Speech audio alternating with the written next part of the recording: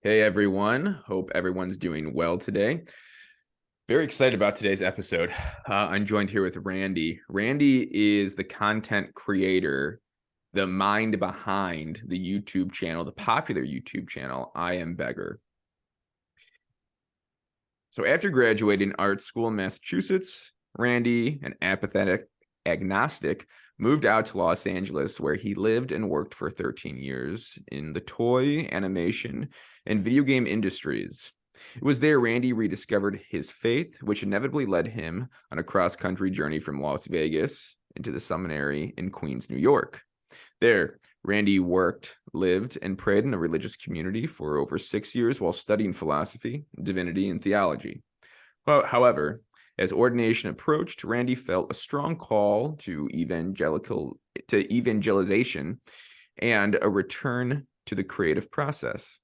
He left the seminary and found I'm Beggar, a re-evangelization ministry seeking to find new creative, non-preachy ways, and again, I want to express non-preachy. It's done in such a great, subtle way to introduce God to anyone who may be searching. I'm Beggar has received over 7 million views worldwide and can be found on Formed, all social media platforms, as well as imbeggar.com. Randy, thank you so much for coming on. It's a sincere pleasure to have you. How are you today? Amen. Thank you for having me. First of all, I'm very grateful to be here. I don't know, it just feels good. So I appreciate the invitation. And other than the fact that my apartment is about 700 degrees, and I hope I don't start like breaking out in sweat. Like I'm doing great. So Hey, thank you. well, I want to say first and foremost, the aesthetic of the apartment is very nice. You did Oh, a thank very you. nice job with the interior design. Thank you. Is Thank this you. all you, or did someone else do this for you? No, actually, this was me, and it's funny. When I moved in here, I just had a chair and like a lamp, and I would have people over, and they'd be like, well, you just need to get more stuff. So I just went shopping and just yeah. So it's all me. Well, hey, it looks great. It looks Thank great. you. Anytime where that someone has taste, anytime the plants are like spread out on the bookshelf or something like that. I know my wife does that at our house. So Yeah, and that this plant here, my friend brought it to me. When she brought it to me, it was a little Dixie cup with a yeah, little sprout in it, and I just put it in the pot and literally did nothing. And that's what it like goes down, around, and up the other side. I So love it. That's how yeah, that's awesome. yeah, That's great. So Randy, so the Gist with Joe is well the channel that I have, and really the only one structured question I ask during the whole conversation is for the guest to explain the gist of their intellectual or creative project. Now, the interesting thing about your channel is that, and the interesting thing about your interests and your process is that you are blending the creative with the philosophical, the theological, the intellectual, if you will. And so, can you just take however long you want to explain what is the gist of your YouTube channel? What are you trying to do here, and what is the goal? What are the goals that you're trying to get at? sure. Well, I guess I guess the best way to answer that is kind of to just tell you like how it started, and we briefly spoke about this before, but I was nearly became a Catholic priest, like almost as close as literally as close as you can become before the diaconate ordination.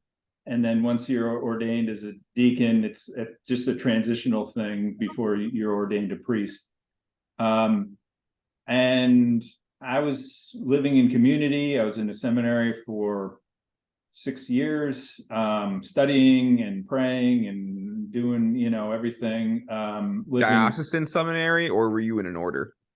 Well, it was a diocesan seminary, but just the way things are now, um, they're pooling everybody together. Got it. So it was a New York seminary, but they had orders from all over the place. They had diocesan priests from all over the place. So it was all of us in this one building, living in community and studying and praying together Cool. and all that. So it was great. So anyway, you know, I'm in New York City, so we would go and speak in all these churches and throughout the city. And as I said, there would be like, you know, 10, 20 people who would show up, mostly with gray hair, or mostly who were very like, you know, would show up, would be there anyway. Yeah. And, you know, they would show up for our talks and our things and stuff like that. And I don't know, you sort of, you have to like speak to that audience. And I was sort of like, okay, like, I don't know, for me, I found it almost a little hard speaking to that audience. And then I would walk outside the front door of the church, and there would be like, you know, millions of people, young people, old people, all ages, all different things, like walking back and forth, all with their phones. And I was like, those are the people that I want to try to speak to or reach, or in some way touch or plant a seed or something. And not in a religious or churchy or any way, but just like plant like a little tiny seed, like of the Holy Spirit, that like because I was away from my faith. As I said, I was in like apathetic agnostic, meaning like, I'm sure there's something up there, but I really could care less what it is, you know? Yeah. I want to get to that in a little bit. Yeah. And so I didn't care. And I had, you know, people and family and whatever who were, you know, Catholic, and I was born and raised Catholic and all that. Yeah. But it just, a lot of this stuff, you know, we all go through a thing where it doesn't speak to me, or it's not connecting, or something.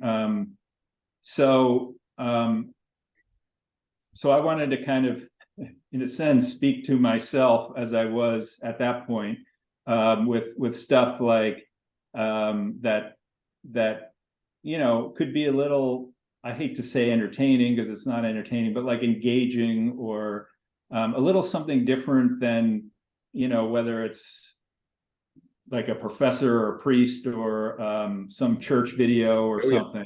Trust me, most church stuff is boring. I mean, I Exactly. understand. I mean, I'll bluntly say it. Most Yeah. church, I mean, when I say most, I mean the usual tactics to evangelize are not of the times. And what you're doing is very of the times. I mean, and that's why I think you've had so much success so far. I mean, you make great content. Well, thank you. And again, praise God. We'll talk about the process a little bit later. But yeah, so I just wanted to, and I agree with you, because I would look at stuff and I found myself like watching like Fulton Sheen videos, Sure. and like reading a lot of C.S. Lewis and Yeah. stuff like that. But I was like, you know, watching the Catholic content, yeah, it's like a talking head. It's a guy, you know, it's you know, it's like a priest talking for 45 minutes. And Yeah.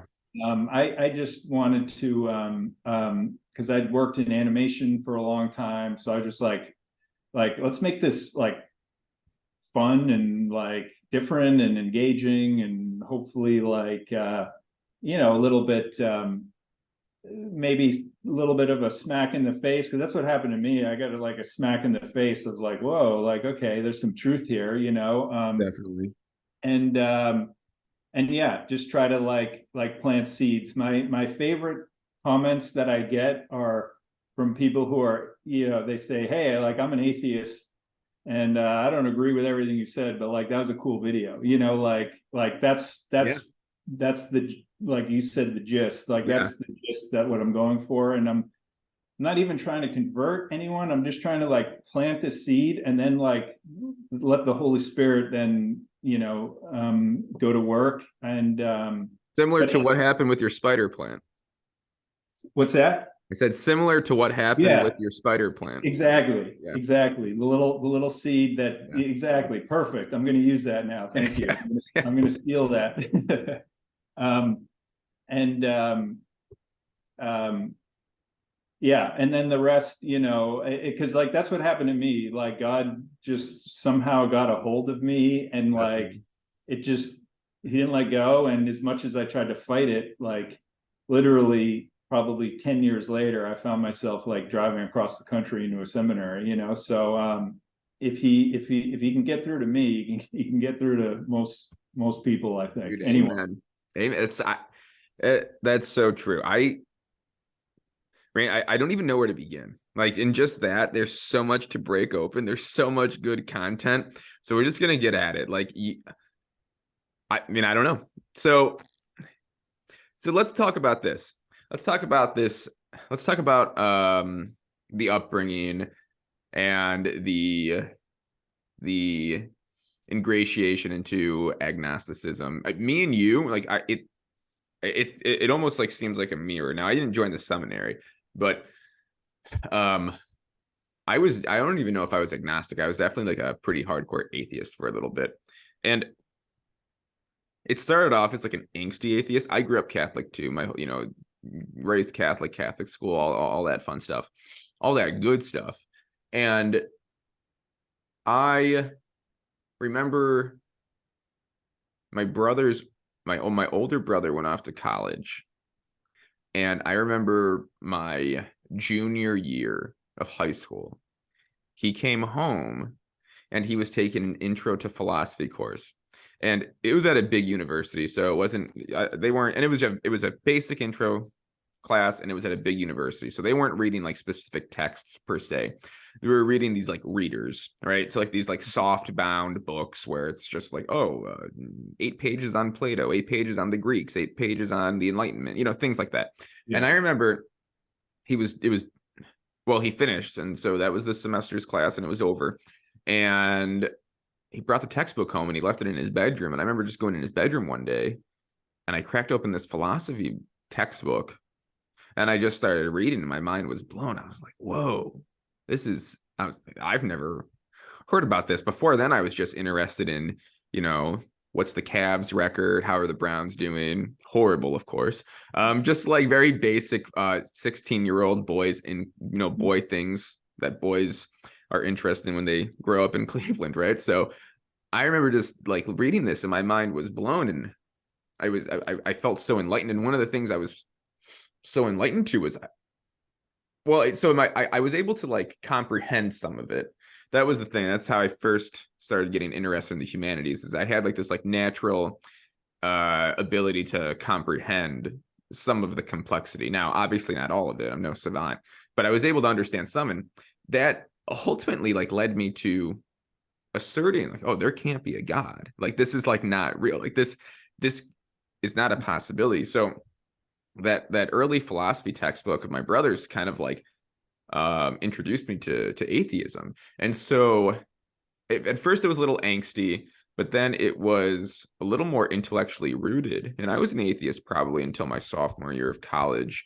And I'll maybe, if we have time, I'll go into my story a little bit, but no one's here to see me. We're here to see you. What I'm trying to get at is this. It sounds like, when you say you had a time of being agnostic, it sounds like maybe that could be a similar story. So I'm Mhm. curious, if since you grew up Catholic, was it similar to my story? Like, how did you become an agnostic?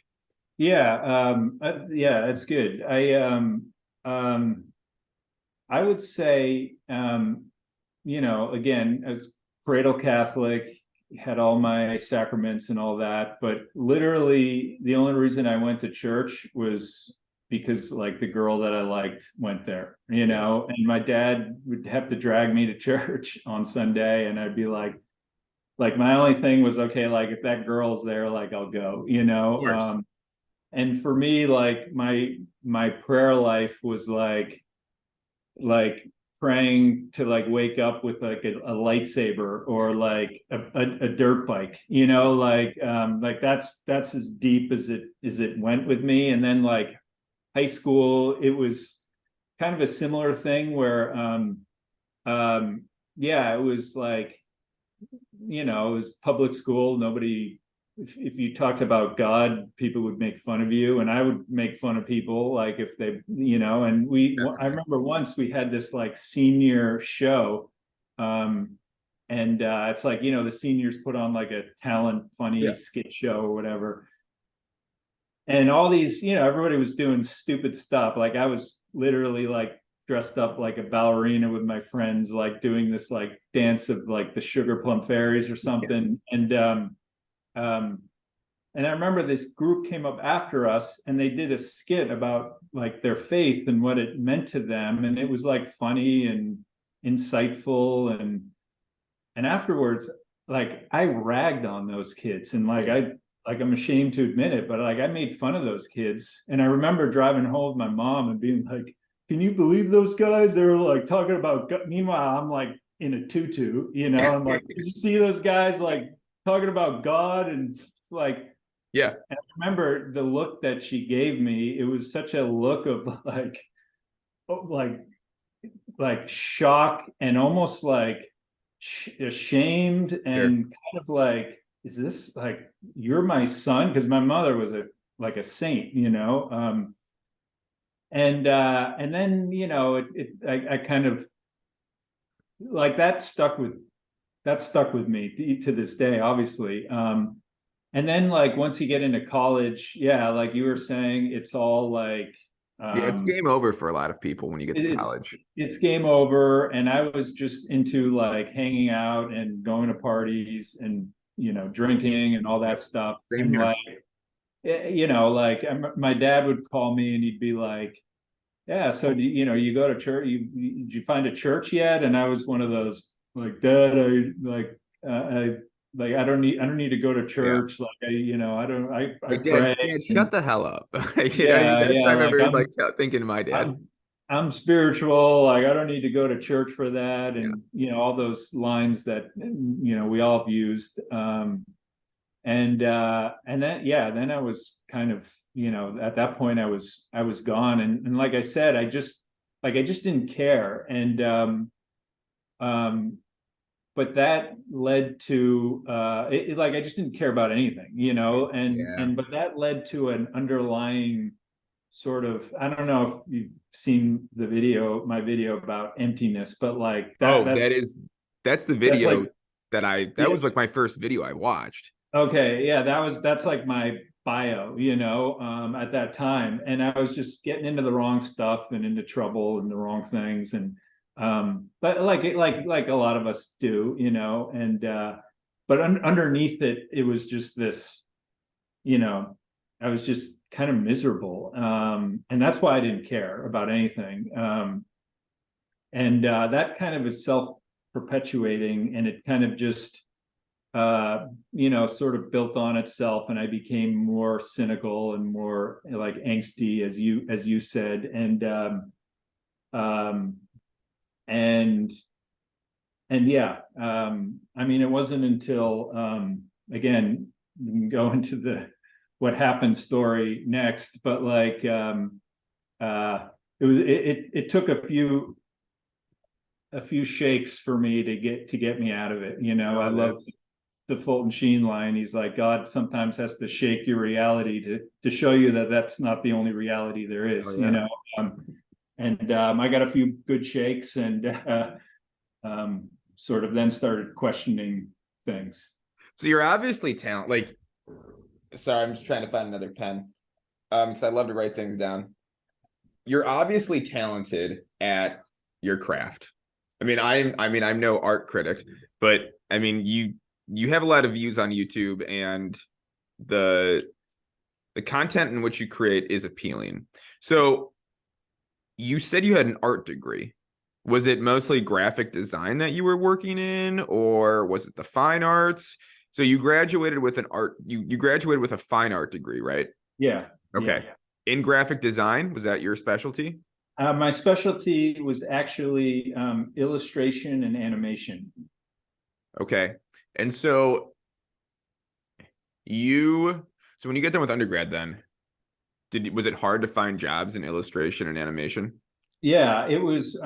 It's funny because I was in school animation, and this was like traditional animation, like the hand drawn, like Disney style, old style animation. And this was like when I was in art school, that was sort of when things were just starting to get into 3D animation, like that you Okay. see everywhere now. But like, Yeah. but it's funny because those computers, they cost like $10,000, and it's like if you had one of them in your school, you were lucky. So it's like I never really learned that. I was kind of before that, but I got the skills in like drawing because I always loved to draw, and and you know, traditional animation. But when I left school, I was living in Boston. Now Boston is certainly not known for its animation No. industry, you Yeah. know. So it was hard for me to get a job. And then my brother was living in Los Angeles, and he was just working on different things. And some project came up where they're like, "Oh, we need some designs," meaning like illustrations for certain things. And he's like, "Oh yeah, my brother does that," and he like sent them some of my draw illustrations, and they were like, "Great, like, is he looking for a job?" And my brother was like, "Yeah, but he's in Boston, you know." And he told me, I was like, "I'll move out." So I just literally, I had like $500. I just moved out there. I like stayed in his apartment and took this job. Wow. And I was working for Universal. It was like Universal Studios. It's a good job. Yeah, it was a good job. I was like a they call it like prop illustrator. It means like for whatever they're working on, if they need like you know, like they'll have like the characters and the scene going on, but sometimes they're like, we need a prop like in the background, like a chair or a table or a car or like a plant or something, and I would do those drawings, you know. And then it started from there. Sure. So but I would say to get back to your question there, like all of everything I learned and all of my experience and whatever came after school was like, because then you're like thrown into these art houses and studios and design houses and things like that, and it's literally like, it's not like it is today. Back then it was different. It was like, okay, like literally, and I'm exaggerating here, but not Please. much. There'll be like, yeah, we need like 200 drawings of this and this to be designed and that to be designed by like the end of the day, and like it has to all be right and perfect, or else like you're staying up 24 hours like getting this stuff done. It was like really, you really cut your teeth in these places, you know. So it you learn fast, or else you're out, you know. So And did you work up the scale? yeah, so then from there I like bounced around. I became art director, creative director, things No like that. way. Yeah, I worked in I mean, I worked for everywhere. I worked for Disney, I worked for Fox, I worked for Universal, I worked for like all like Get out. all like all What's the most popular movie or cartoon that you helped design? um I was working, well, okay, first of all, I was working on uh my claim to fame was I created my own show. It was called Spaceman, and it was optioned by Disney, and it it didn't make it. But Okay, it's like okay. the way the process goes is they option, so everybody comes up with ideas. They'll option like 20, 30 ideas for a new show, and out of those 30 shows, they'll like whittle it down to like, okay, here's 10 that we want to make into something, and then from those 10 they'll pick two to like create a pilot, and then from those two pilots they'll select one, you know. So mine made it down to the pilot thing, so it was between one and another one, and they picked the other one. What was um the other one? it was some show, and it like was on the went on the air Disney Channel for like literally like 5 episodes, and then it was gone, you know. It didn't last. So Damn it, Disney. They when I was messed at up. Yeah, and at Disney, I was doing mostly video game, Okay. like game design. So like we would like come up with ideas for games or parts of games or pieces of games, you know. Sometimes it was just like, oh, like come up with a way that the map system will work for this game, or Okay. like come up with you know, um, some character ideas or things like that, you know. So like a lot of some of my ideas or our ideas in our team like got into all kinds of different things, but it wasn't like, okay, this is like my show or this is something that I Right. made, you know. Yeah. Yeah. Um so but yeah, I did that for like um 13 years, I think. Okay. And I was like also actually the thing that everybody used to make fun of me about this, but the one thing that I did do was I produced a series and animated a series of cartoons that were all based on Barbie dolls. Oh, really? Yeah. So that's my claim to fame, I guess. So people Yeah, always used to be you're like, the yeah, Barbie you're the queen. Barbie guy. That's right. Typical. I love Yeah. that. So, oh man, okay. So you were doing that for 13 years. I'm guessing, I mean, I'm assuming, I might be incorrect, but I'm guessing that the Los Angeles art scene, and I like not the high art scene, obviously you're in animation, but still an art scene no matter what. I'm guessing that the Los Angeles art scene is not the place to be discussing God or Catholicism or anything in that realm. So what happened? Like you said Yeah, you were shook. What that's happened? great. Very true. And it's funny because when I started, I was still in my I don't care, like God's, Yeah. you know, whatever. But then at the end of those 13 years, I was like full on like teaching RCIA, teaching confirmation, like involved in every ministry and every Sure. church and whatever. Um, so yeah, it's funny because you know, actually the story of when I knew I had to get out of that industry was, first of all, and I'm like not making any judgments on any people in any way, but like I was doing a lot of like stuff for Disney. It was like Hannah Montana, Miley Cyrus, like Yeah. those days. So that was like my world for a short time. And like when you're in that world, like that is God. Like that is your God, you know? And I was just kind of Hannah like, Montana is your god.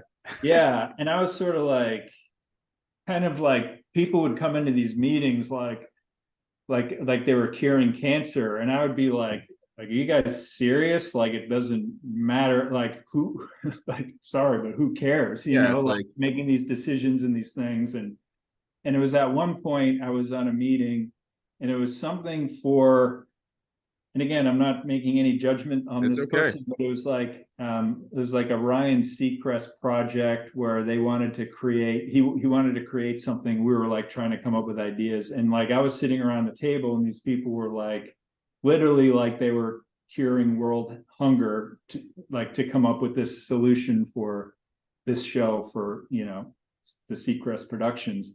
Wait, And I Randy, was can I kind of, interrupt you really quickly? So I yeah, want to do like a side question on this, and we'll get back to into you being shake. But this is, I think, a really interesting topic that a lot of people are interested in, or a really fascinating topic that a lot of people are interested in. A lot of people think about this a lot.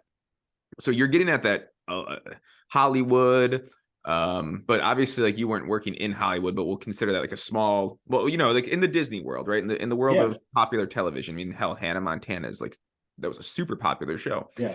Um, so I think it's so interesting that you said, yeah, this was God. I mean, so do you in this world? I mean, are people usually nihilistic? Or in this world, do you see? I mean, are you able to just like sense the nihilism that runs through this world? And even if like the people themselves are not in bad faith, trying to, you know, like almost like worship another god, but this is how Hollywood and the movie and the TV industry is really set up, right? It's like if you don't worship what you're doing, if you do not pretend, as you said, that this is God, you're not going to make it, right? Pretty much, yeah. It's really hard, I think, to have your foot in both those doors. And because even when I started again, when I was then started rediscovering my faith in God and all that, um, I was just sort of like, wow, this is really all 100% meaningless, you know? And not only is it meaningless, it potentially dangerous, you know, like even like again, Why some, do you say dangerous? well, like some of this stuff I was doing, like we were creating these cartoons, like I said, for for Barbie dolls, and it was like these whole series that they were doing all based on these characters, and it was all just like, oh, like who's got more bling and who's Oh got yeah. this car and who, and it was designed for like 8-year-old girls, you know, and I'm like, I don't want to be a part of this, you know. Yeah. So that's when I was like, it like hit me, like I was like, I got to get out of this, because it's like, you know, there's the term, the velvet coffin. It's like it's very comfortable because, you know, you're making a lot of money, you got a good job, you're Oh, I'm sure you were living like the life. in, like in the lifestyle and all that.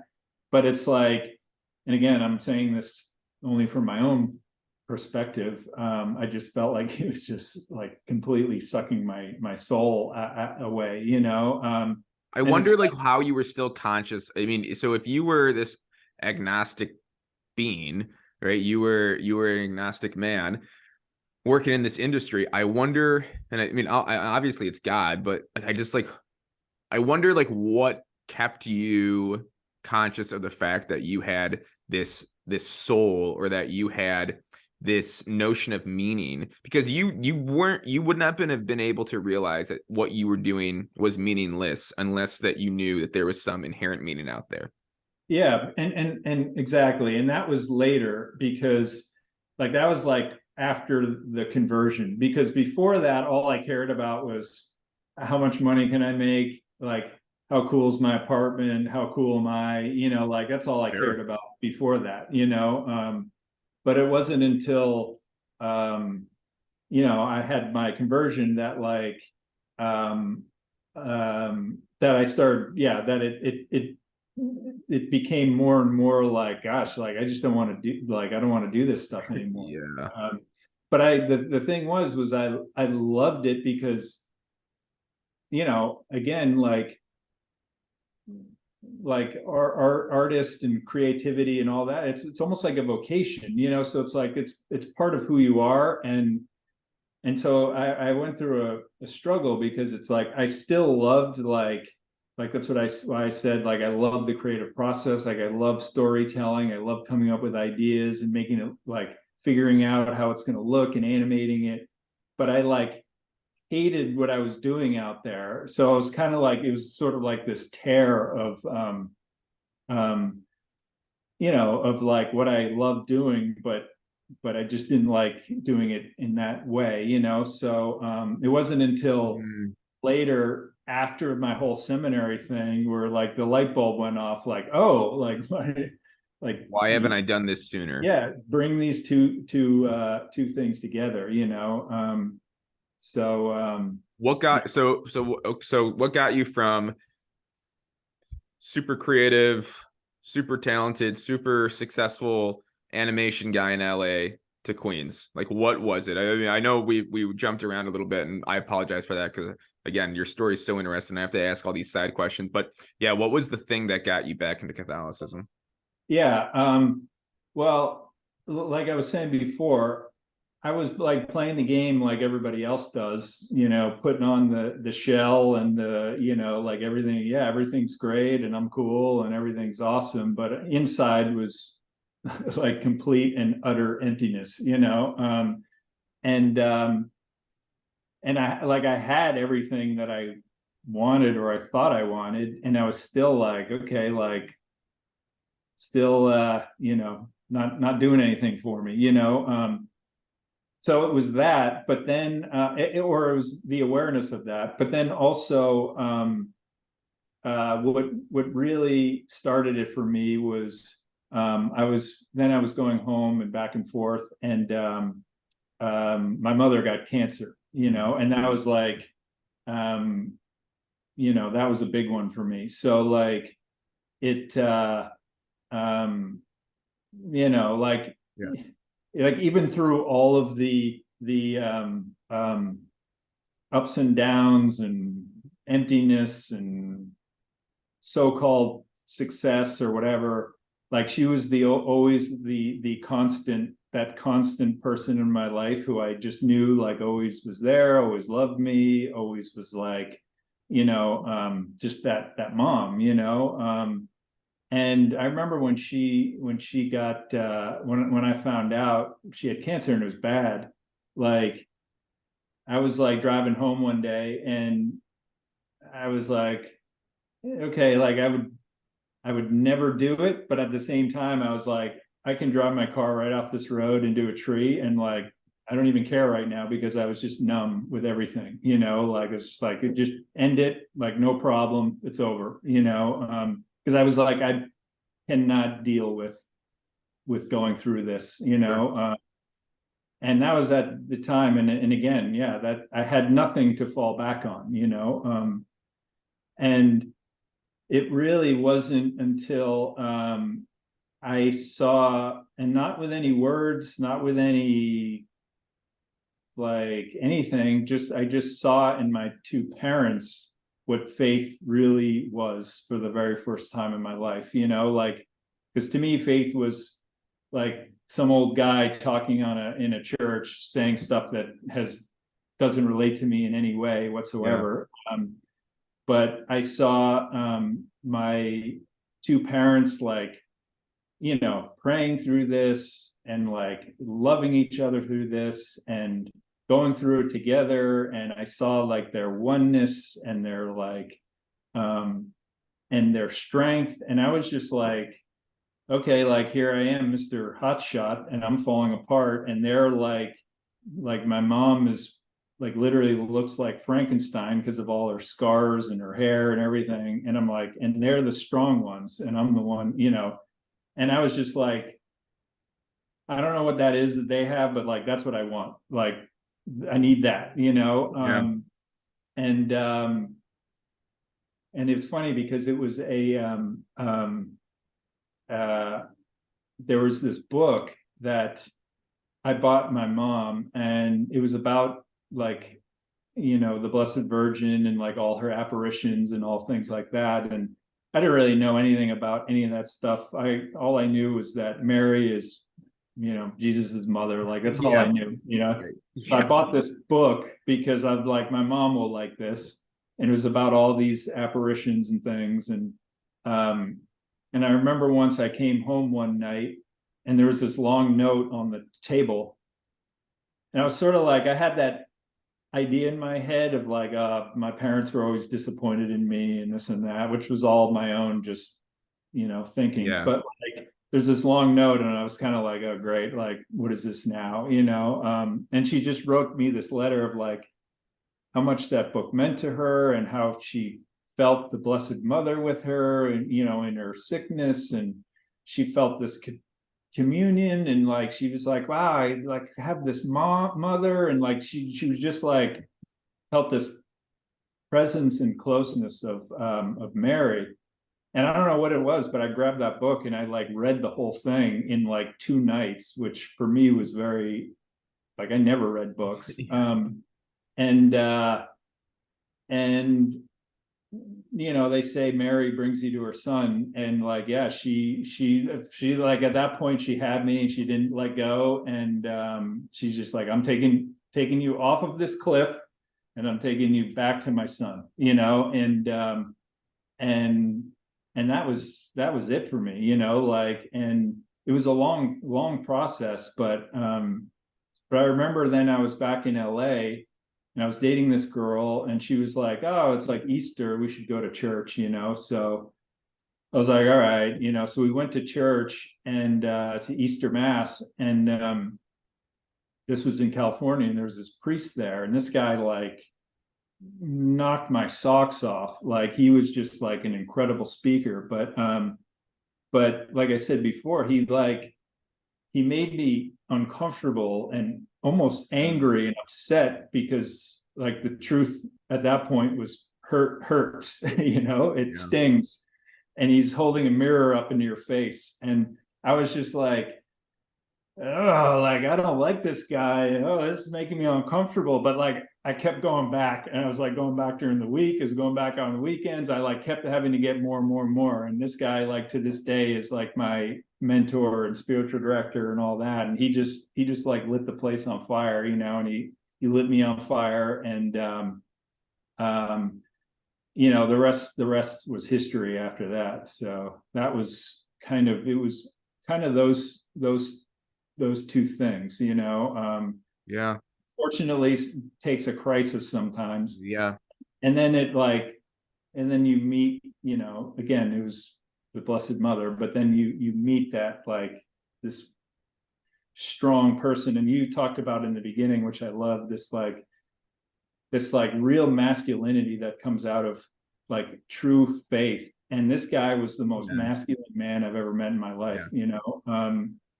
And that was the second time where I was like, okay, I want what that guy has. Yeah. And to the point so much where I was like, I want to do what he's doing. And that's what Yes. led me into a seminary. Well, dude, I don't know if maybe you haven't even realized it, but you actually talk about uh true masculine, like the true masculine virtue in one of your videos. And I think it's like the video that might be on, like, I think it might be your trailer video, like what is love? Mhm. Is that your trailer video? Um, Actually, I don't know. It could Well, be. so you had this Yeah. video, what is love, and it's great.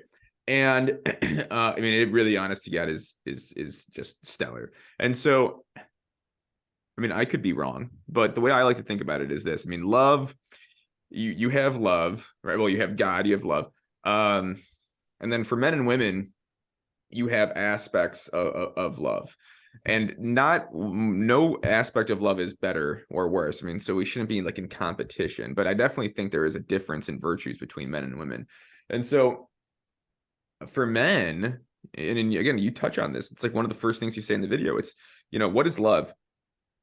Love is the willing of the good in another person for a non-egotistical gain, right? And so what the gain actually is the individual being more enmeshed with God, right? And because you are doing it, you're partaking in actions that allow for the individual to be more enmeshed in God without an egotistical gain. Yeah, that's what loving someone is. And I think for men, that's really our responsibility, is that we are we are tasked with the very big task. And I think men usually drop this, and I've dropped it in my life, but I try to pick it back up, is that, men are tasked with, loving your family unegotistically, willing the good in them, and making sure that they are more privy towards the good, right?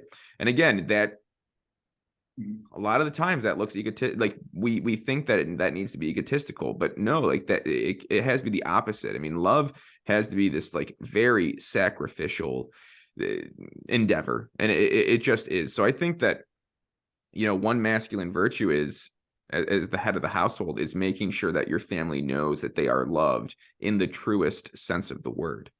And I mean, I don't want to get super deep into it, but I think the two biggest masculine virtues that we can strive for are that of piety and that of gravitas. Piety is this notion that, I mean, people think of the word piety and they think of like old grandmas in church clutching rosary beads, but no, it's not what piety. I mean, that could be what piety. That could be a dimension of piety, but no, piety is something much more deeper and masculine than that. It's this idea of, I mean, the ancient idea is the ancient idea of it is to make sure that, correct debts are paid for, like that you are indebted to those who have done good things for you, right? It's making sure that you pay off your debts. So like how I look at that is, making sure that if you're married with a wife and kids, it's, making sure that your kids properly respect their mother, right? I mean, the kids are indebted to their parents, making sure that your kids are properly indebted to their mother, not in like this like weird like power differential, but Right. making sure that they're continuously, giving thanks, making sure that they're continuously showing gratitude. And then in a spiritual level, making sure that they're continuously giving gratitude to their spiritual mother, to their spiritual father. And yeah, I think well, I guess with all that being said, when I watched your video, it really spoke to me because I thought in a very indirect way that you were discussing such a fundamental aspect that men need to be more privy to, and unfortunately, we're just not. And I don't know. You know what? I'll be honest with you. I don't even know where we were at in the conversation, but I felt very compelled to just talk to you about that, or talk Yeah, to you. well, I mean, I love that and I appreciate that. I love, and again, that's like, you know, the Holy Spirit and all that, because I love when I hear from people and they're like, oh, like, and in this video, I love, like, I got this part out of it. And, and like, I love hearing that because it's like, it's usually a new perspective that Sure. I'm hearing. And I'm like, I'm just like, yeah, you know, uh, I love to hear those things. And it's like, that then I think goes to the process of which, if we want, we can talk about it, but it's Yeah, like, let's talk about that.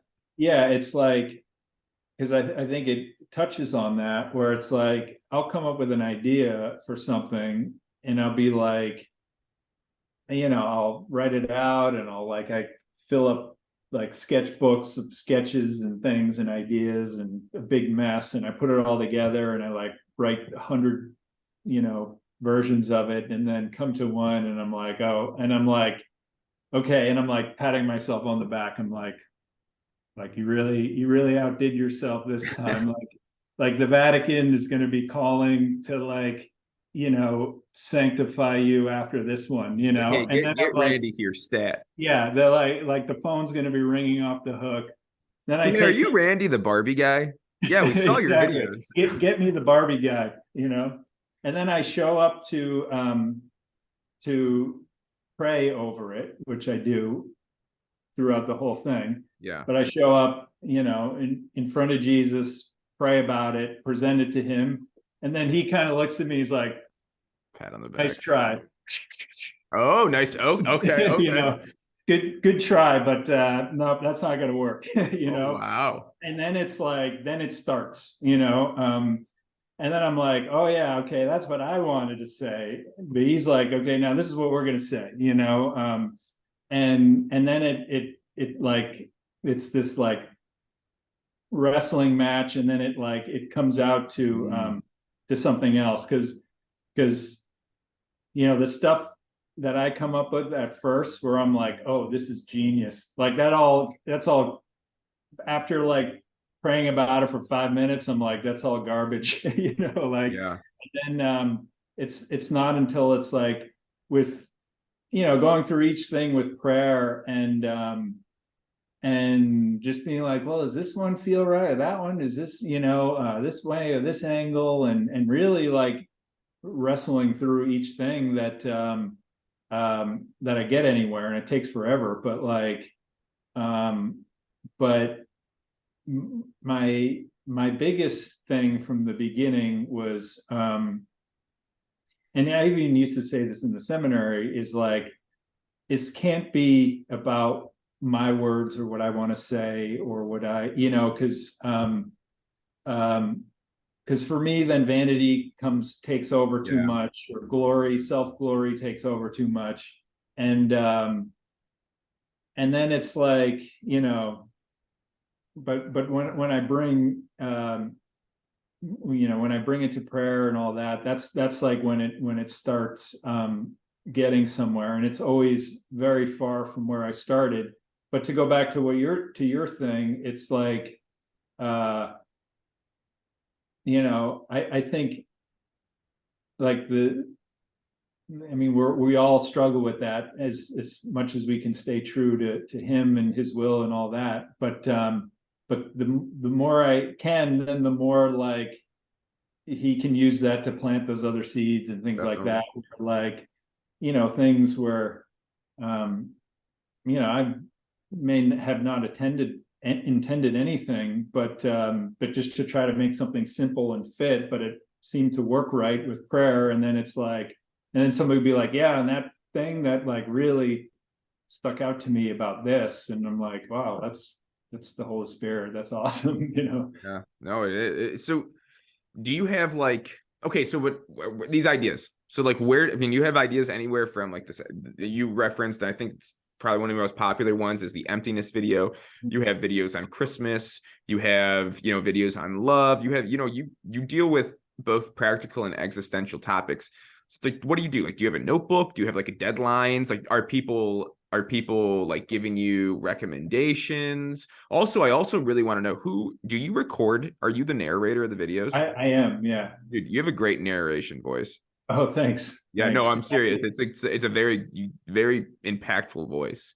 Oh, thanks. Yeah, I run a few filters on it just to, because it's like that thing of listening to your own voice. definitely. But thank you.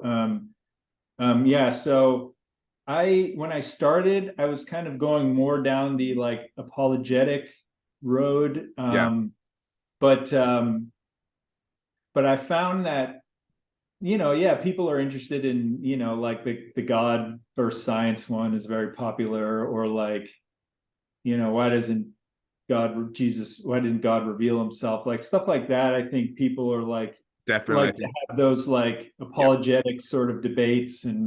But what I found was, mostly through comments and things like that. I kind of try to go through the comments and then just sort of see what the vibe is, Yeah. and it just found that like, I mean, all of us, but like everybody's just struggling with something, so it kind of, then I went from like apologetic stuff into more like, and again, these were all based on just people commenting on things, and oh, can you, have you ever done something about this, or can you do something about that, and so now I find it getting more into, um, yeah, like the struggle, and who am I, like what does it Yeah. mean, like that kind of stuff, and then like, um and now I find a lot of people are asking like, okay, like how, like I want to believe in God, but I don't know how, Yeah. like how do I have faith, how do I have more faith, so that's kind of where things are leaning towards now, which is a huge question for everybody. But so yeah, I kind of just go with the with where it's going. Like right Yeah, you're now, going with the zeitgeist. You're just following. Yeah, exactly. you really are. I mean, and I think that's very insightful of you to say. It's because I think people are so anyone who's watched my channel, every video, I sound like a parrot because I say this every time, but I mean, people are we're living in a very interesting moment in time where I think people are very religious, but it's just misdirected.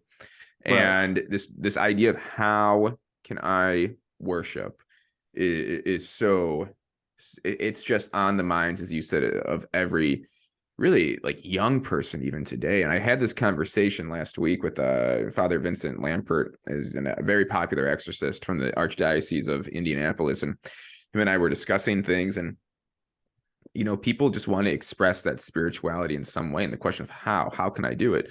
And a lot of times people just, again, it's like this, they're in good faith, but what they're doing is it's very dangerous at points, right? Like it can be very, very dangerous, Hey, getting amen. mixed up in the wrong circles. And if you're going to make, if you're going to make content on those questions, it's very important. That's a very important endeavor. Yeah, yeah, no, and it's so true what you just said about how everybody is sort of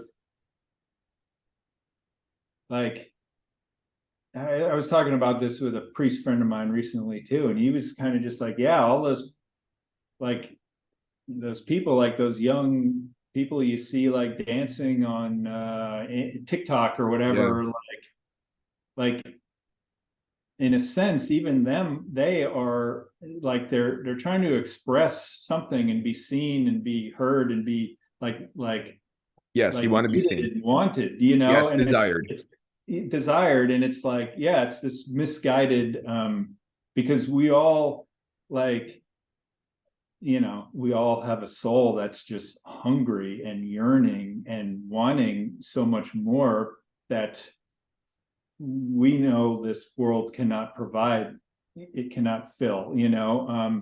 And when you cut that off of like, well, there is no God, or I don't believe in that, then your soul is just left starving, you know, and it tries to express itself in all these other ways that are, yeah, dangerous. And It's like but you it's want to be like, desired. I think the TikTok reference is really good. I mean, you see this a lot, unfortunately, with how we express our, bodily autonomy. It's like we want to be desired so much. And it's like we're already desired, right? It's like, God is already, like, we already have that, as you said, that desirement is already, that desire is already fulfilled, or it's like someone, someone, something, right? God already wants to be in this beautiful relationship with us. amen. And we just, we lose that. And then I think what ends up happening is that gets trickled down and that gets reimagined. And so this yearning for desire that we have gets miscalculated into a lot of times sexual desire. And now we're just doing a lot of things just to be sexually desired. I'm not on TikTok. However, I'm also 30 years old, so I know, I know what TikTok is, and I know the things that happen on TikTok. But you're not. No one's going to tell me no one's going to tell me in good faith that those, the dance crave on TikTok is not the philosophical roots of it is that these individuals want to be desired, and they want to be like desired because of their bodies. And again, that's just a miscalculation to a deeper, a desire that's really already filled, that could already be filled simply by just opening the door to that relationship with God. Amen. Amen. Yeah. It's like, again, I'm a big Fulton Sheen guy, but Yeah. he's like, anytime, you know, any man walks into a brothel or grabs the bottle to drink, he's just in some way searching for God, you know. So And true. so true. Yeah. And it's just, yeah, it's this manifestation of like, and like, yeah, it's like I get the comment I get the most is just this, yeah, this emptiness and this this needing to be, to be desired, to be wanted, to be loved. And like you said, 100%, you are already. It's the hard part is getting people to believe that, but it's so true, since before we were in the womb, we were loved, so it's like, yeah, beautiful. No, and again, I just appreciate you creating this content because we talked about this off the air. People aren't usually operating in the philosophical. I mean, most people's interests or their their natural gravitations are not to, yeah, I'm going to read some C.S. Lewis, and then I'm going to read, the Yeah, Summa, and then I'll pick up some Rene Girard. And no, yeah. people are not, no, which is fine. Well, it's kind of fine, but it's fine.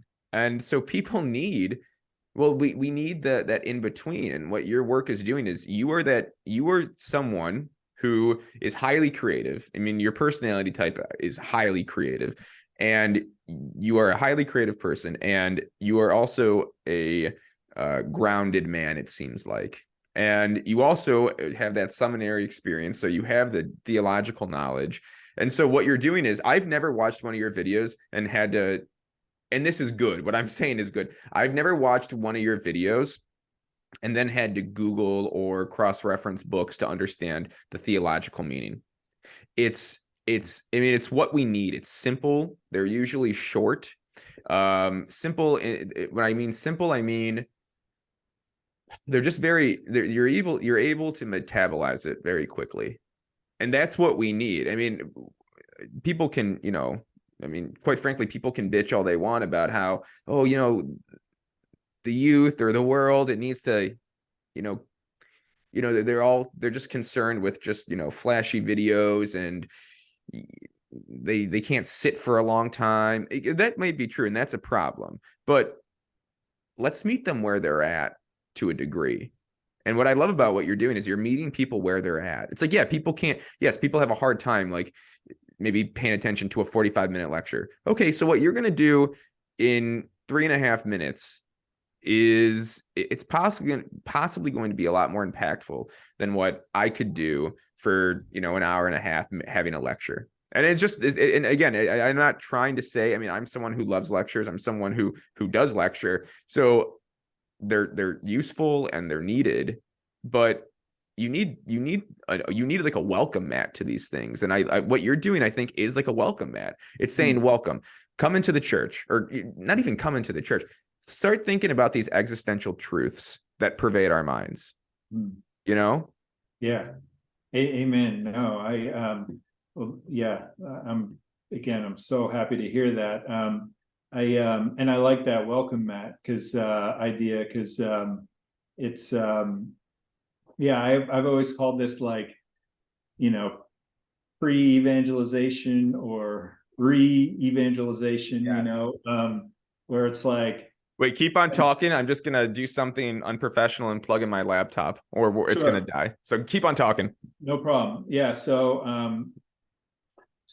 yeah, I like that idea of a welcome mat, just something to be like before you get to Before you get to Fulton Sheen. because then you can, then you can find the lectures and find the Yeah. things, and maybe, but I always loved, and you've brought it up a few times now, but like I love how, like with Aquinas, like he'll go through all this stuff and all these points, and I'm like, okay, not following, and then he'll like use a short little example, and then you're like, okay, now I get it, like Yep. now I followed the whole thing, And everything unlocks from there. And then you can go back and you can say, and oh, then you can go back and you can like then yeah, follow the in logic these and the 80 reasoning. pages that I just read, I can now piece back together and remember. Exactly. And yep. Totally. And like that's what I'm trying to do, is that little thing of like, and again, not in any brilliant way like he does, but just that little thing of like, oh, okay, like I have an image of this now. Now this other stuff might make a little more sense, but just that very first,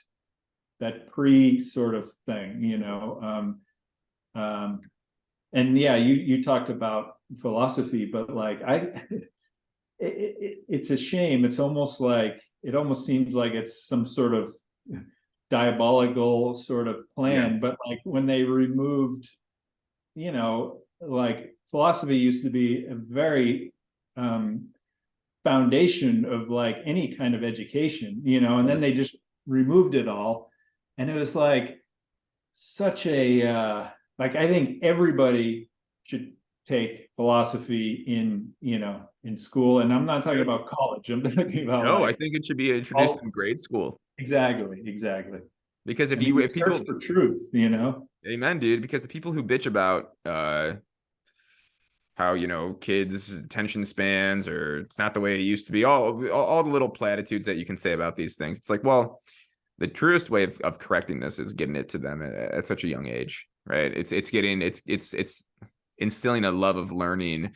When I say love of learning, I mean like like having a sense of having a love for the liberal arts, having a love for the process of learning, and understanding how it's connected with God, that learning and God are inherently tied together, that Yeah. knowledge and God are inherently tied together. And yeah, you're not going to fix these things unless you get it into the grade schools. I mean, anyone who would argue against that, I inherently disagree with. So. Yeah. Yeah. And I mean, it was out of philosophy that like every other um, like way of thinking and knowing and learning and science and psychology and Yes. like medicine, and that all sprung from philosophy, Right. like so yeah, it's a shame, and that's like a whole other topic of like, but yeah, it's a shame that stuff was, no longer I in know. schools. As an artist, I was curious. So I'm not an artist, but one of my degrees from undergrad is in art history. And Mhm. so I appreciate good art. Mhm. As an artist and as a Catholic, how do you, I mean, what do you make of the state of modern or contemporary art today? I it's funny because if you like look around, like you can see, I have like Yeah. my a lot of my, you got the prodigal son is over there, Oh yeah. so I have like, I'm very like classical, Renaissance, Sure. Rembrandt Yes. portraits. That's like my thing. And the Dutch, like over here, these are the Yes. Dutch. This is the French. The two, the praying in the Angelus, praying in the Yep. field. Um, so like that's my vibe, my Your jam, my jam. everything. Yeah. Like the state of where it is now, I don't even know if I would know enough to make a to be able to Yeah, to make make a claim. um but I do have a friend, and she teaches uh a course actually in the seminary about beauty, and Yeah. beauty and art and beauty in the world and all that stuff, and she kind of goes through that, and the debate comes up of like, what is art, what is an art, and Sure. everybody has a sort of different take on that. To me, it's just about, art is subjective, and it's like, to me it's about like something that um captures some sort of life, and that you can look at, or whatever it is, and it's just like you get like, okay, yeah, there's like life in that or something, and I do That's think all. there has like be an element of uh like um pleasant, or Yes. might not be the word, but something No, that's, I understand what you're getting at. you know what I mean, like in your soul. It's there's another word, I can't think of it right now. But so like, yeah, when you see these things and it's just like something disgusting or whatever, Yes. like it doesn't say anything to me, and it doesn't please or pleasant. It's not pleasant to my soul in any way, and I'm kind of like, well, to me that's not art, but like someone can debate me into saying, well, it is. But No, you I know, understand. I understand. For me, again, in like being around, I used to work in galleries back in college, and I had a fellowship at the art museum. It's a good art museum in where I live, in the city that I live in. And it's funny. So yeah, like opinions on like taste is subjective, I think. Me and you, we both have a proclivity to the Renaissance period or the Baroque period or whatever, and I understand that people have a proclivity towards other periods. That's fine. That I think is completely subjective, and to a degree, I think people are, when you look at something distasteful, I do think that people are, even if they're gonna, until they're blue in the face, they can debate with me. That'd be actually fun. I would love someone to debate against me on this, but you could be blue in the face. You're lying to yourself if you are gonna look at, I don't know, um, I'm just trying to think of a disgusting piece of work. But even like something for like that, like even like Jeff Koons, like you're not gonna like look at like something like Jeff Koons and like tell me like that's like beautiful. You're not going to look at, if I saw an image of someone just like vomiting on the sidewalk, right? That's not a beautiful thing. And we talk ourselves in because we're black pilled and nihilistic nowadays. It's like we talk ourselves into these things. Could, it's like, oh, this could be a beautiful thing because we're going to reimagine the narrative of beauty. But for me, at least, no, I don't think that. I do think that there is like some objective ontology to art, and it doesn't have to be like the artist doesn't have to be religious while creating it. But like I wrote down the word life, like you said that, like, does it instill meaning? Does it instill even more than meaning? Does it instill like life into me? Is my soul connecting with it? And I think that I think sometimes it's just that basic. Like, is my soul really connecting with this piece of art? And I think you can tell if your soul is connecting with this piece of art because it's tapping you in this like spiritual dimension, right? It's like tapping this like the spiritual chambers of yourself. So for example, like Mark Rothko, are you familiar with Rothko at all? I don't.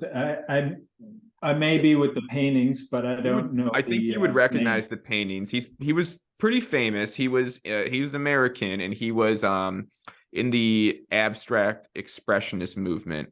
So kind of like in the same era as Jackson Pollock and people Yeah, like yeah, that.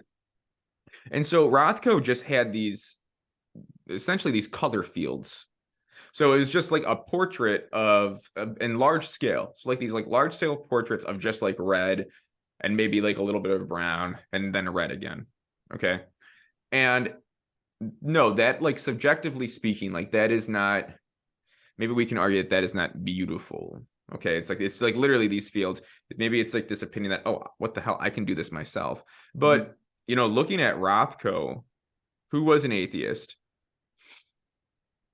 in many ways helped me come back to the church and helped me come back to Catholicism. mhm. And it's because like I would look into those color fields, and the point he was trying to get across is that like you peer into your soul, that this is like an extension, or this is like you looking into your soul, or it's trying to like lift up some like existential expression. Mhm. And I think that's beautiful art. And that right there is like that's Rothko, who's an atheist, creating something. And it might not be, no, it might not look like water lilies from Monet, right? Yeah, yeah, But I'll tell you what, that in an ontological sense, that Rothko painting is much more beautiful than the Rene Degas of the world, mhm, or the Monets. And I'm just using impressionism just as a general example. So mhm. I do think, like what you said, like a piece of art that instills life into the person, I think is the mark of a good piece of art. And I think that anyone, and I think it's very, it's funny. I used to be in these circles and people love to debate about them. I to a degree, I think it's actually very easy to determine whether or not it's beautiful or not. And again, Mhm. I think does it instill life into you? Does it connect with your soul? Yeah, yeah. That's how I always looked at it, and I agree with everything you said about Rothko and that idea of you know that spoke to you or touched you or connected with you in some way, and yeah, yeah, I would agree with that, and that's how I always looked at it, and it's funny because like this friend that I was telling you about, um, she knows that I love just like this is my favorite painting of all time right here of this woman, and um it's just called Peasant Woman, and it's Okay. like Michael Sweerts. He's like a Dutch guy. He's like a school of Rembrandt, but later after Rembrandt. And it's like, to me, like I can see in that woman's face her entire life story. Yeah. I can read. It's like I've known her my whole life. Um, and that sort of connection with something, whatever it is, um, is to me is art. Yeah. you No, know, amen, dude. I mean, yeah. really, amen. And so like, okay, for example, it's like, okay, well, you take a look at what you were doing on your channel, and essentially like you're using like pretty reductionistic animation, right? So it's like kind of like stick figure-esque, am I right? Yes. And Yeah. so it's funny, it's like, well, that's those stick figures, but the way that you arrange those stick figures and the message that those stick figures are, well, like the truth that those stick figures are trying to live out, you know, they're beautiful. Like, that's a beautiful thing. I mean, and these are just stick figures, right? So I can connect that back with the Rothko. It's like, yeah, they're color fields. Or Pollock is just splattering paint uh on the canvas. And it's like, yeah, no shit. Like you can do that yourself. I understand that. I'm swearing a little bit. I'm sorry about that, but it's my channel. I guess I can do what I want. Yeah. But Yeah. yeah, it's like, yeah, no, you can do that. But and yeah, like people can make the stick figures that you're making, but you arrange it in a beautiful way, right? You're arranging it in a beautiful way, and that's what makes what you're doing, I think, art. It's more than evangelization, it's art. And well, let me actually redact that. Evangelization, it's more than art, it's evangelization. That's what I mean. And that's why I think art is such a great way to evangelize. And I think it Yeah. is the key to evangelization. Yeah. I mean, it's funny. There's two reasons I do that, and like the simple style. And one is because, as I'm sure you know, animation just takes forever. So like, I want to be able to turn these around Yeah. as quick as possible. So I'm like, okay, like even deciding between colors like takes time. So I'm like 3 color palettes, like with shades, and so that saves time. And like these stick figures that are all rigged so they're like easy to animate, that saves time. And then also there's things like because when I started doing these very like like characters, like, Yeah. but I'm like, well, there's like, is it male, is it female, is it, there, then it gets into, well, that is it young, is it old, is Yeah. it, is Yeah. ethnicity and things like that. And and I just want everybody to look at it and that not even be part of it, but they can just say, okay, that stick figure, that's me, or that represents me, like, Yeah, even dude. though, and that was the point. And then it's like, I use the heavy black because it's like I just want to leave an image in somebody's head, and it's like the high contrast, so it's like I remember my cousin once said, like, he's like, yeah, that one image of like the thing, and it was just a circle with the guy. He's like, I can't get that out of my head, and like that's what I'm going for, like just simple images that can stick in the head, because it's like, like you can explain something all day, but if it's like something that just boom, okay, like this image, like I got it now, Yeah. so so that's what I was going for. But the main thing is yeah, it's like otherwise it would take Forever. 6 months to make one of these things, What's the logo about? um IM Beggar, Yeah. the name, or The logo on the channel. It's like that well, old the guy with the logo beard. is, it's actually this guy here, Oh, and he's the it's the same painter, Michael Swiertz, and this Michael that's Swears. Swiertz, Sweerts,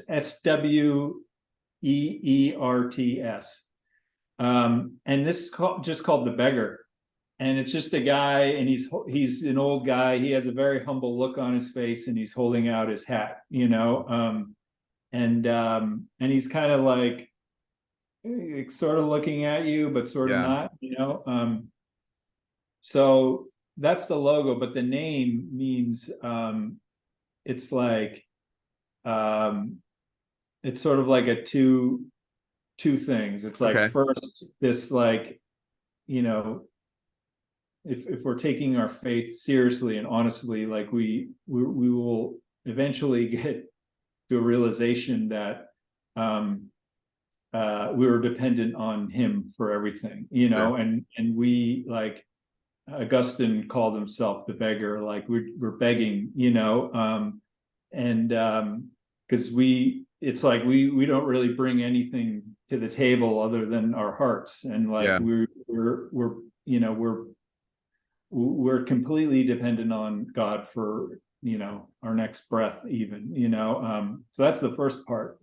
The second part is then when we realize that Christ himself shed all his glory of heaven and became a beggar, to beg for our hearts, so it's Christ is the one who comes to us as a beggar, begging simply for our hearts, so it's like this twofold thing of like I'm begging for him, he's begging for my heart, and it's this very loving relationship, That's so beautiful. that's where the name comes from. And then I just like this guy because he just had this expression on his face of just like very humbly asking, and Yeah. so we're the beggar, Christ is the beggar, That's absolutely beautiful. Wow. No, I love that. Okay, that's I'm always so interested in like how people come up with their names and how people come up with their logos. And no, I appreciate you saying that. And that just makes your channel a lot more meaningful now. I mean, my gosh. What else like what are you working on now? Like what's your any videos coming up? Yeah, right now I'm working on something on prayer. And I'm not even calling it prayer because, again, like I said, I shy away from using any sort of like prayer. Prayer is not a very overly religious word, but it's just sometimes you say pray and people are like, oh, he's talking about God now, and Yeah. they tune you out. So I'm like, but that's but that's what it's about. And it's about because a lot of people, um, like they ask about that, and when we start talking about prayer life, it's just again my audience, uh, um, like they never really learned how to pray, Yeah. or like just some basics about prayer. And it's not like, okay, say this, say that, and this is how you pray, but it's more about like, presence, just being Yes, in right. presence. And my favorite line is, god doesn't listen to our God doesn't listen to our words, he listens to our hearts. So it's like, how do we speak what's going on in our hearts, and kind of get through all the stuff that's going on in here, and just get down to like, what do I want to say in my heart to God, in that presence. So like, that's kind of that's what I'm working on now. And when do you expect that to come out? Well, as we were talking about before, unfortunately, I have a day job, Sure. so it's just a matter of when I'm just finishing up a video for another group now. Once that's done, I should have some time to hopefully mid this month get that out. Yeah, no, it is wild that you have a day job with all. It's wild that you have a day job and then you create this content and that people, and you have like what, like 30,000 followers, and you have a good amount of, you know, followers, or you have a good amount of followers, you have a good amount of people who watch your videos. It's crazy that you have the day job and then the successful YouTube channel. Well, my prayer is, God, like one day, if you want this to continue, I hope that I can do this full time, because um, it's like I live extremely like, thin. So I don't need much, but I would love to be able to someday do it full time. I hope you can. I mean, honestly, I can only imagine what you would produce if you got to do this full time. If this is like your full time gig, you Yeah, need you, like you need to be like a Renaissance painter. You need like a benefactor. You need yeah, something. like exactly. Like that's the no, yeah, because when I started, I had some money sort of saved, and I was just sort of like living on my own, very cheap, and I was like cranking out one a month, but then as soon as you have a side business going, that just sucks all your time, and then you're like, oh, I got to pay those bills, so Yeah. so hopefully, yeah, like that's one of my prayers, so hopefully one day. that will happen. So if there's a wealthy benefactor who's watching, please Yeah, give Randy your money. please look me up. No, that's awesome. And how long, really quick, how long did it take for the YouTube channel to get going? A long time. You just like, so what happened? You just popped it out there and then just waited for the I views to just, come, or? yeah, I started putting them out there, and I got up to like 6 or 7 thousand subscribers. Like that seemed to happen fairly quick, but then not quick, probably a year. But then after that, it just stayed there for like, I see it plateaued. it just plateaued. And it's like with all these algorithms and the way they work with all that stuff, it just, it was hard. And I was there for forever. It seemed like years I was at, like, oh, it's like, just like 7,000, like 200, 220, and then, when it started, like when things started clicking a little faster, like I would say just right now, just over the past few months, maybe half a year, is when it's really started to grow a lot faster. And it's because, like being on other social media like TikTok and Instagram, I'm people sure. share a lot of them, and then they come back to the YouTube. So, and YouTube likes it when it's like you're being shared on TikTok and over here, and people are using it. And it was actually, and it's funny because I don't look at TikTok because it's like, it's just, I just Because it's like disgusting. it's I'll say not it. good. It's just not good for my It's a soul, disgusting, it's a disgusting platform. Yeah. And I'm not saying if you're on TikTok, you're not disgusting, but TikTok is a disgusting platform. And it is. you should side on you should be cautious if you are using TikTok. That's all I'll say. Yeah, it is. It's yeah. And it started with people. I started noticing a lot of comments, like people like, yeah, your TikTok, your videos on TikTok, it got like 400,000 views. And I'm like, what? And people were sharing them on TikTok, and they're like, well, you got to get on there or else somebody else is going to get all your views, Yeah, that's true. and like, I don't really care about that stuff. And I try very hard not to get wrapped up into that.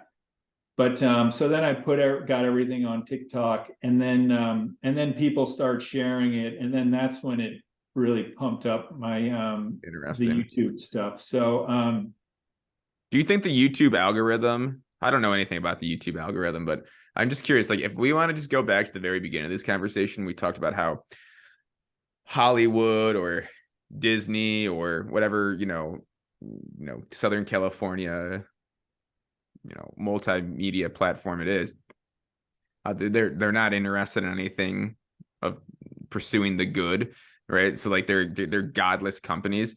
So do you do you think like the YouTube algorithm is it's harder to be like a Catholic content creator on the YouTube algorithm? People have said that to me. People have told me, oh, you're being shadow banned, and that means kind of underneath the surface they're like not letting your stuff like spread or grow or whatever, because it's like doesn't fit their um worldview Yeah. or narrative, Yeah. or No, I however you mean, want to put it, yeah, it's true. and I think. so I don't know if that's true or not, but a few a few times I've been like, it does seem very like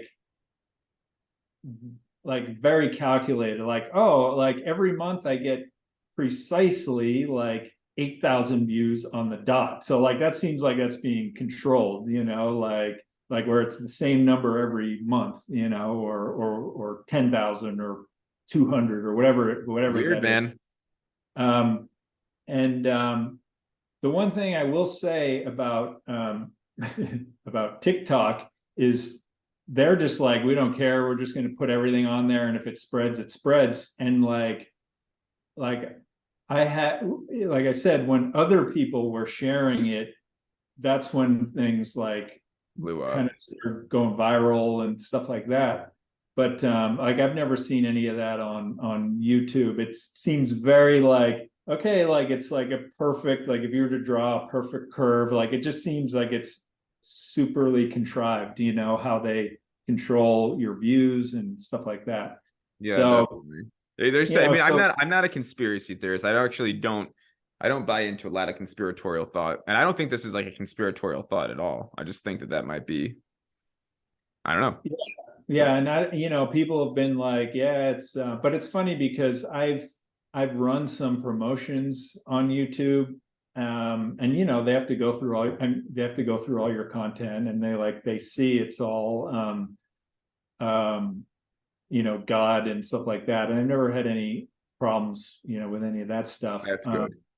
But yeah, people they've been like, oh yeah, you're being shadow banned, and I was like, I don't even know what that means, but I hope, you know, I hope not. And that's when again I'm like, okay, I'm putting this in God's hands, and if somebody wants to see it, I hope they get to see it. That's great. No, that's awesome. Well, Randy, we've been, I mean, me and you got on at 1 o'clock pretty sharp. I know we talked for Yeah, a yeah, while. yeah, But I could really talk to you all day. We could go in 1,000 different directions, but I'm gonna totally. start, pumping the brakes. Sure. With that being said, what are some last thoughts that you want to share? Is there anything that you want to share? Do you want to like promote the channel at all? The channel at all?